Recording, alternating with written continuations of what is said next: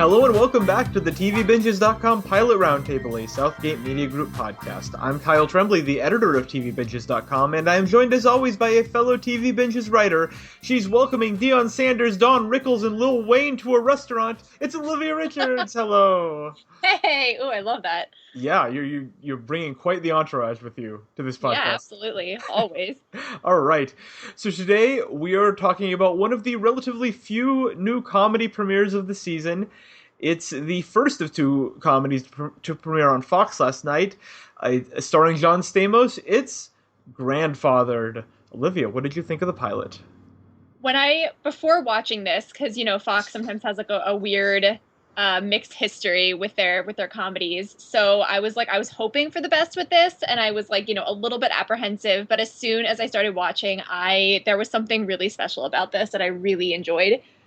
Wow. So what's your history with Stamos? Oh my God. All right. I'm a huge, unabashed Full House fan, and I'm so excited for the remake, and I'm counting down the days until that appears on Netflix. So it's so nice to see him back on primetime again. I had a feeling that was the case. I don't know. You seem like a Full House kind of person, but she's fun of me all the time. She's like, "You like that show way too much," and I'm like, "That's impossible." So yeah. So you said right away you were into this. I wasn't into it right away because it opened with like an Uptown Funk montage that felt like it was very last year to me, like a very like 6 months ago or something. I don't know. Like it I was worried this pilot was going to be uncool. In a way, but it actually turned out to be very endearing and charming and fun, and I really liked it.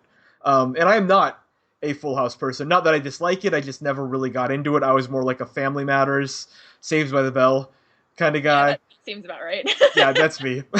all about Saved by the Bell, all about Family Matters. But yeah, so I mean, what did you think about Stamos in this role? First of all, I just loved his approach to Jimmy, and I was reading interviews with him about the series because I sort of didn't know the direction it was going, so I wanted to kind of get an idea of what we were going into, before just sitting down and watching it. And the way he described it, I think was really true to what the series is, and that's that, it is a comedy series, but it's actually backed by something. Like, it has a lot of substance, and it's really backed by, the emotional, genuine, or yeah, like that sort of genuine emotional nature of these characters. And I think that's what really, really makes it such a great watch.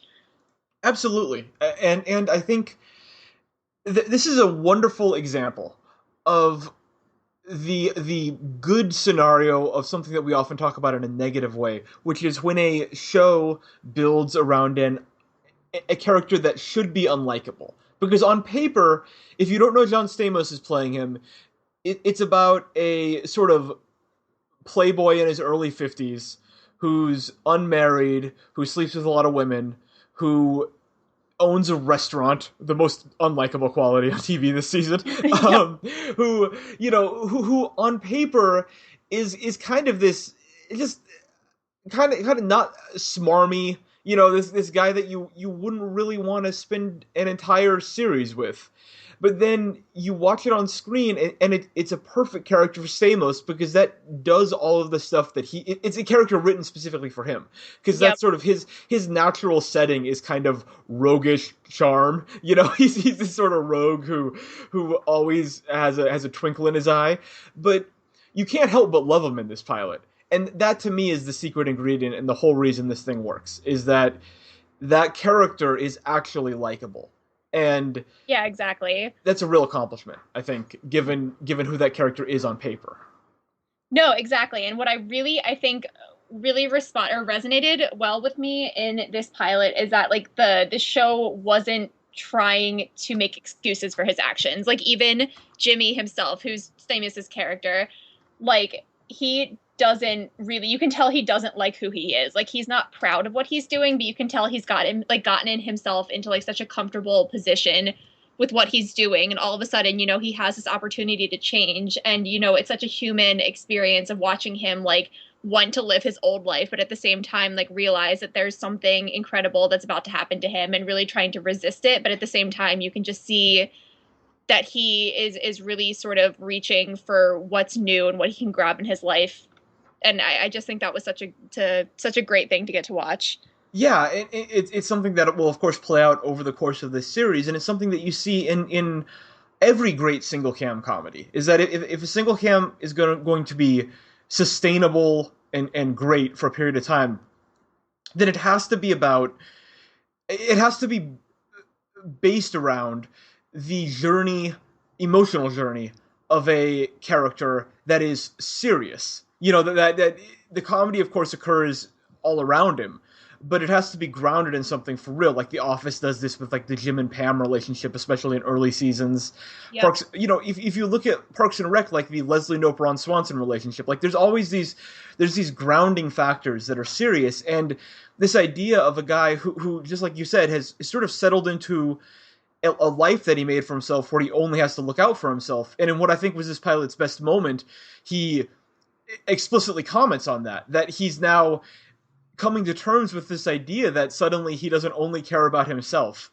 And that's a very real thing, and it's what makes all of this feel meaningful and feel like it's not trite and should be enough to sustain this for for a whole series. It's just that sort of journey for this character who has now suddenly woke up with a totally different life than he thought he had.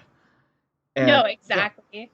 yeah. What did you think about the son character? The who is the one who, of course, changes John Stamos' life when he reveals his presence, the fact that he has a son, and then also the son just had a daughter, making John Stamos the titular grandfather.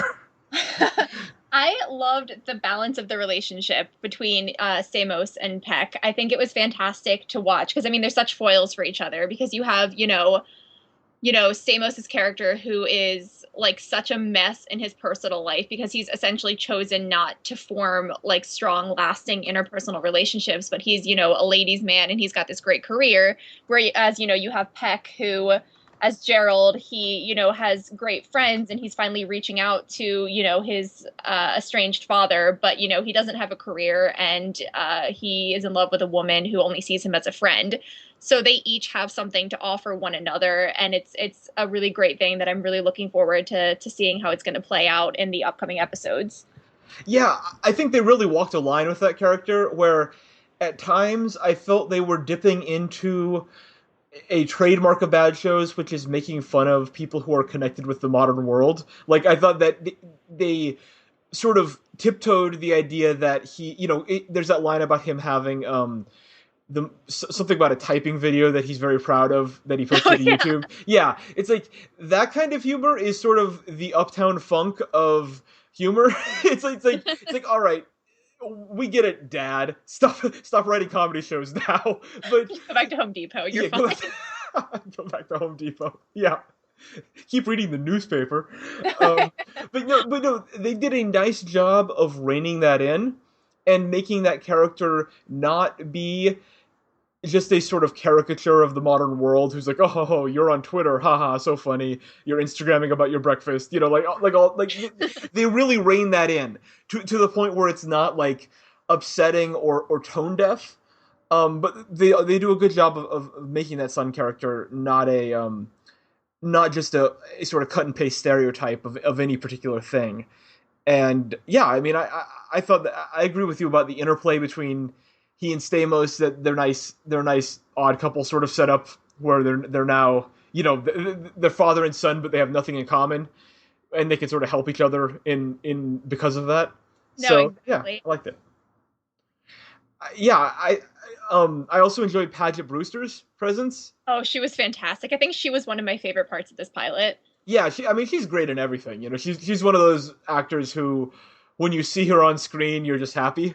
Yeah. And yeah, and so like seeing her as the woman who Stamos slept with 20 years ago and or 30 years ago and is now suddenly back in his life.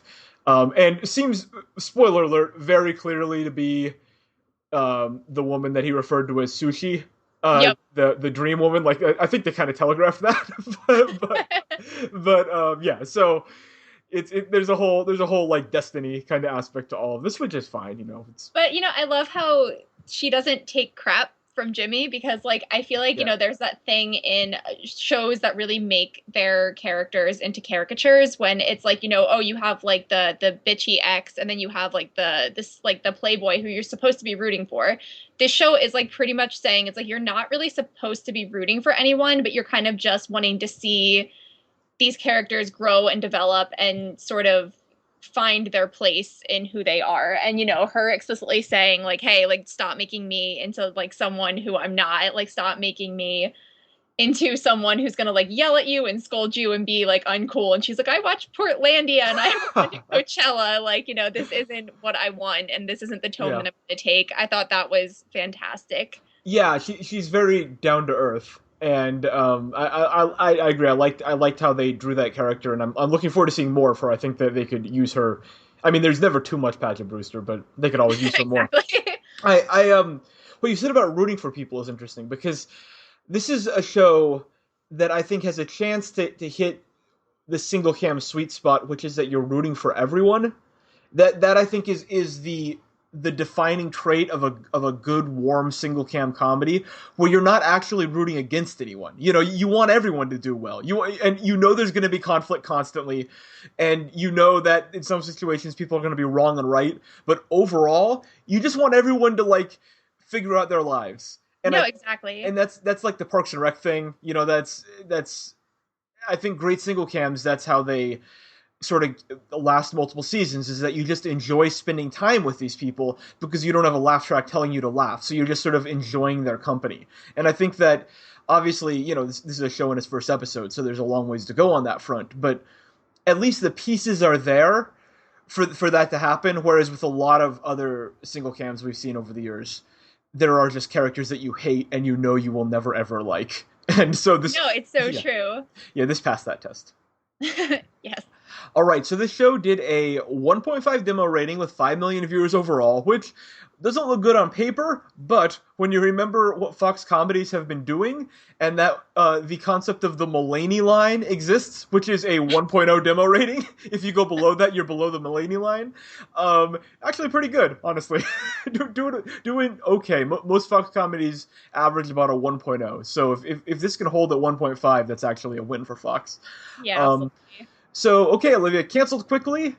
Will it make it through the season, or make it all the way and be renewed for next season? I'm speaking out of just, I really hope this goes into a second season. I think this is one of the best things that I've seen on TV, because we've been getting a lot of just horrible crap that we've had to sort through, and this was just a breath of fresh air.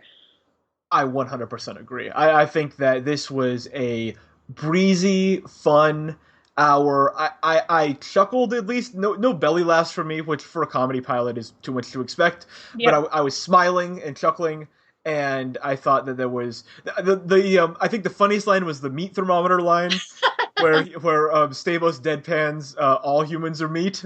Good line. Yeah.